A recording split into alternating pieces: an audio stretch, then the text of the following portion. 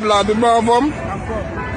So, si on a Jamaïque, là, so, sorti en forme. Jamaïque, c'est gras, mon est gras, yo. Yo est gras? Mi est gras, puis yo pas moun. Hein? C'est chier, oui. Ok, so, quand on chita là, na ochia? Place là, sous place. Oh. Ok.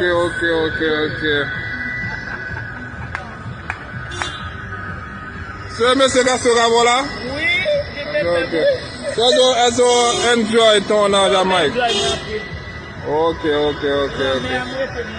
Ou pou pal nan la mer? Oh, mkobon. Ame ki so pou eti David a Gaga?